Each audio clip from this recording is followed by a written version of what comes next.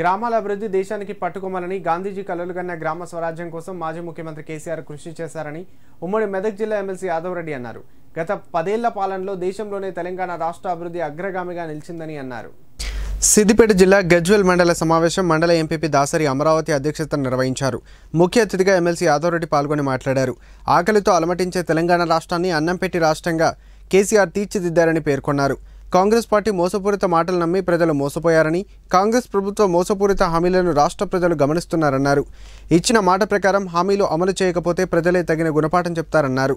అనంతరం ప్రజా ప్రతినిధులకు అధికారులకు ఎమ్మెల్సీ ఆధ్వర్యంలో శాలువాలతో సన్మానించారు.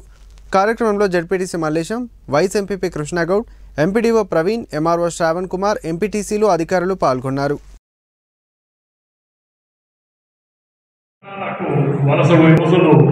పది సంవత్సరాల కింద ఉన్న పరిస్థితి కేసీఆర్ గారు వచ్చిన తర్వాత గ్రామాలను ఒక పట్టుకొమ్మలుగా తీర్చిదిద్ది హైదరాబాద్లో బతుకమైన వ్యక్తులు లేకపోతే రిటైర్డ్ అయిన అధికారులు కూడా గ్రామీణ ప్రాంతానికి వచ్చి ఇక్కడనే స్థిర నివాసం ఏర్పరచుకొని పూర్తి చేసుకోవాలనే స్థాయికి తీసుకొచ్చిన సందర్భం. ఈ 10 సంవత్సరాల కాలంలో దశల వారీగా అంచెలంచెలుగా ఒక్కొక్క సమస్యను పరిష్కరించుకుంటూ ఈరోజు వయసులో చిన్న రాష్ట్రమైన స్వతంత్రం వచ్చి 75 సంవత్సరాలు పూర్తయిన రాష్ట్రాలకు ముందుంచి ఇలా యావత్ భారతదేశంలోని తెలంగాణను నంబర్ 1 రాష్ట్రంగా తీర్చిదిద్ది ప్రతి ఇతర రాష్ట్రాల నాయకులు ముఖ్యమంత్రులు కూడా తెలంగాణకు వచ్చి ఇక్కడ సంక్షేమ అభివృద్ధి పథకాలు చూసిపోయి వాళ్ళ ప్రాంతాలలో దాన్ని ఇంప్లిమెంట్ చేసిన సందర్భాలు చూసినాం.